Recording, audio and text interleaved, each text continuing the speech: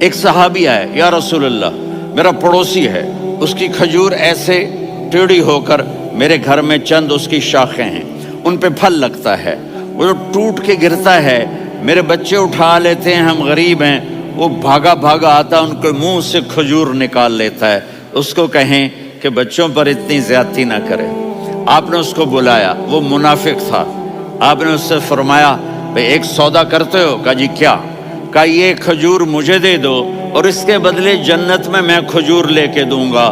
وہ کہنے لگا یا رسول اللہ یہ اصل میں میرے بچوں کو بہت پسند ہے، کوئی اور کھجور ہوتی میں دے دیتا، یہ تو میری معذرت ہے۔ وہ تو منافق تھا، اٹھ کے چلا گیا۔ ایک صحابی بیٹھے تھے، وہ کہنے لگا یا رسول اللہ اگر میں وہ کھجور لے کے دے دوں تو مجھے جنت میں لے دیں گے؟ ان کا نام ہے ابو الدحداح۔ آپ نے کہا ہاں تو مجھے لے کے دے دے میں تمہیں لے دوں گا۔ وہ اس کے پیچھے چلے گئے، اے بھائی کتنے میں بیچو گے؟ میں نے کہا جا جا، میں نے اللہ کے نبی کو نہیں دی، تمہیں کیسے دے دوں؟ کہا اچھا بھائی منہ سے بول کتنے لینے ہیں؟ تو اس نے جان چھڑانے کے لیے کہا کہ اپنا سارا باغ مجھے دے دے، کھجور لے لے۔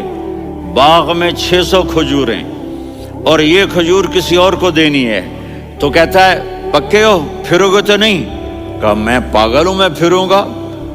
مجھے 600 کھجوروں کا باغ مل رہا ہے۔ انہوں نے کہا ڈن، کھجور میری باغ تیرا۔ وہ بھاگے آئے، یا رسول اللہ میں نے سودا کر لیا۔ کہا کیسے کیا؟ کہا سارا باغ دے کے کھجور لے لی۔ آپ نے کہا پھر میرا سودا بھی بدل گیا۔ کم من عدق رداح ودار فیاح لأب الدحداح فی الجنہ۔